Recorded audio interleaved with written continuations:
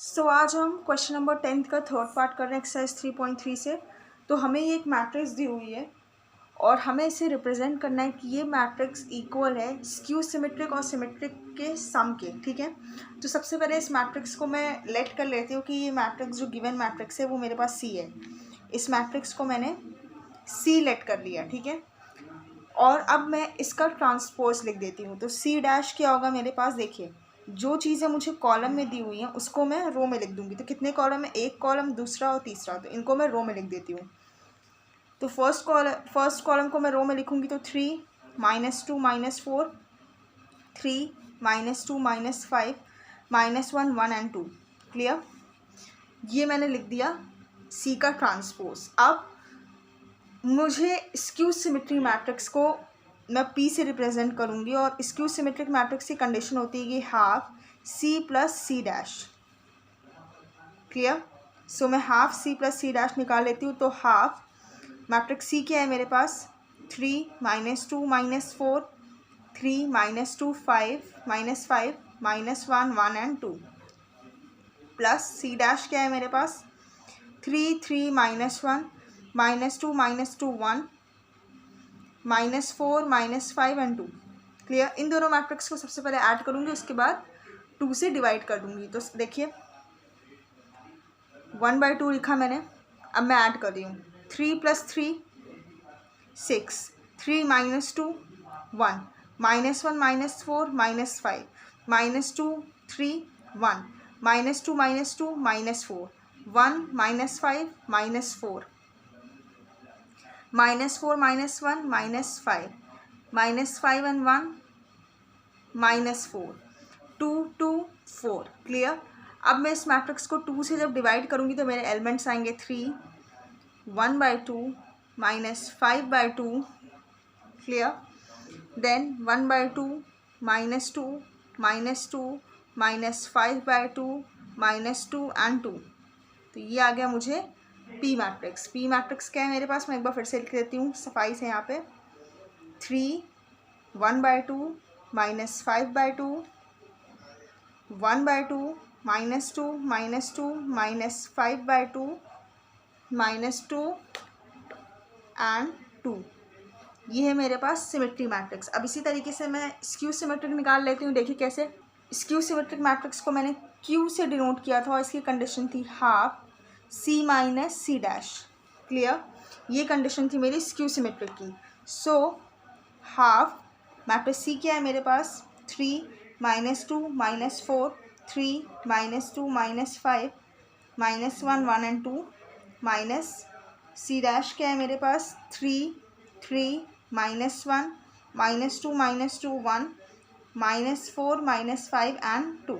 Clear, अब मैं इसको माइनस कर देती हूँ। सो देखिए 1/2 3 - 3 0 3 + 2 5 -1 + 4 दैट इज, यहाँ पे हो जाएगा +4। मैं इसलिए कह रही हूँ कि ये माइनस माइनस प्लस में चेंज जाएगा। ठीक है, इसलिए मैं इसको +4 कह रही हूँ।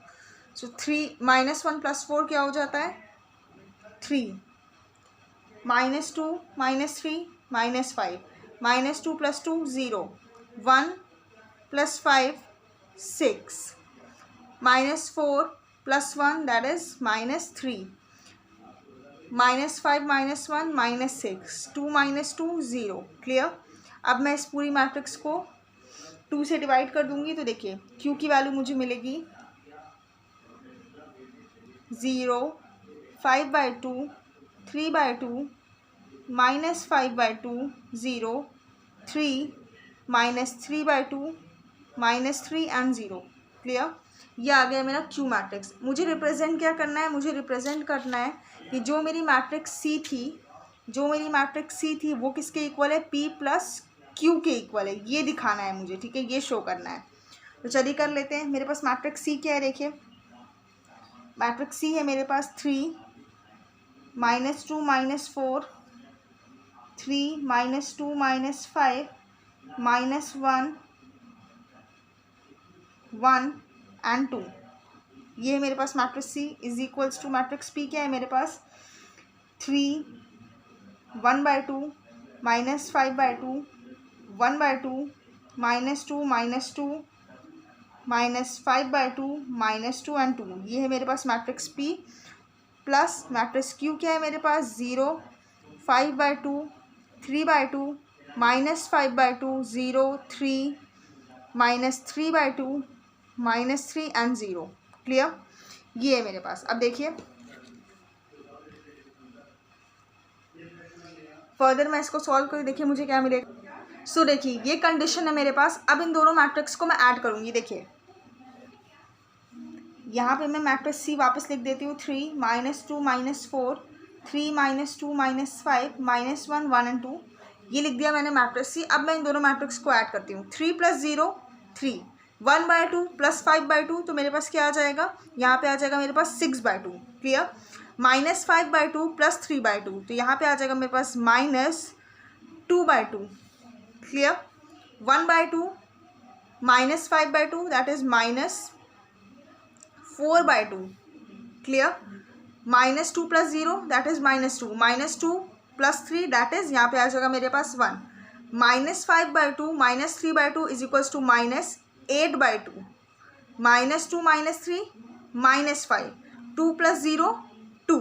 क्लियर, अब देखिए ये यहाँ पे आ गया 3, यहाँ आ गया 1, ये गया 2 से, ये गया 4 से।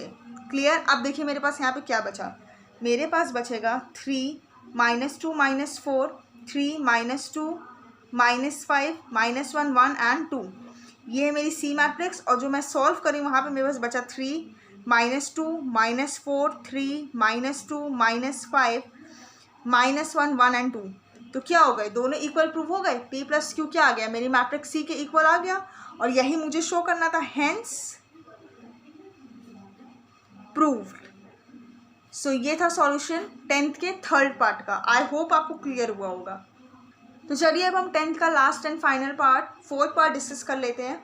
सो यहाँ पे हमें एक मैट्रिक्स दी हुई है, इस मैट्रिक्स को मैं कंसीडर कर लेती हूँ D। ठीक है, सबसे पहले मैं इसका ट्रांसपोज लिख देती हूँ। So D transpose is equals to, जो चीज़ मुझे कॉलम में दी हुई है उसको मैं रो में लिख लूँगी। सो 1 -1 5 एंड 2। क्लियर, मैंने लिख लिया। अब मुझे क्या करना है, इस D मैट्रिक्स को मुझे रिप्रेजेंट कैसे करना है, सिमेट्री और स्क्यू सिमेट्रिक के सम में रिप्रेजेंट करना है, यही तो मुझे दिखाना है। तो सबसे पहले सिमेट्री मैट्रिक्स क्या होगी, सिमेट्री मैट्रिक्स की कंडीशन इस मैट्रिक्स के लिए क्या होगी, हाफ D + D', ये कंडीशन होगी। तो चलिए इसे निकाल लेते हैं। सो हाफ मैट्रिक्स D क्या है मेरे पास 1 -1 5 एंड 2 प्लस D' क्या निकला 1 5 -1 एंड 2। तो कर लेते हैं इसको।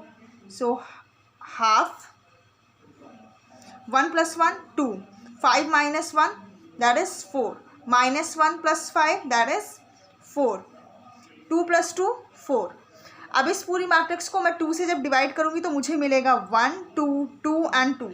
सो P मैट्रिक्स मेरे पास क्या आ गई, P is equals to skew symmetric matrix मुझे क्या मिली 1 2 2 एंड 2। क्लियर, इसी तरीके से अब मैं Q फाइंड आउट करूंगी। स्क्यू सिमेट्रिक की कंडीशन क्या है मेरे पास 1/2 D - D', ये कंडीशन है। तो चलिए इसे कर लेते हैं फाइंड आउट। सो 1/2 D क्या है मेरे पास 1 -1 5 एंड 2 माइनस D' क्या है मेरे पास 1 5 -1 and 2। Clear, so half 1 -1 0 5 minus minus यहाँ प्लस हो जाएगा तो 5 + 1 दैट इज 6 -1 -5 -6 2 - 2 0। तो ये कंडीशन मेरे पास आ गई। अब इस मैट्रिक्स को मैं 2 से डिवाइड कर देती हूँ। सो 0 3 -3 एंड 0। तो क्यू मुझे क्या मिला 0 3 -3 एंड 0। सो लिख लेते हैं। सो स्क्यू सिमेट्रिक मैट्रिक्स मुझे क्या मिली 0 3 -3 एंड 0।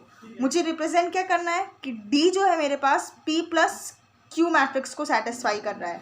ठीक है, सो D मैट्रिक्स क्या गिवन है मेरे पास, D मैट्रिक्स मेरे पास गिवन है 1 -1 5 and 2 is equals to P matrix क्या निकली है मेरी, P मैट्रिक्स निकली है मेरी 1 2 2 एंड 2 प्लस Q मैट्रिक्स है 0 3 -3 एंड 0। तो करके देख लेते हैं इसको।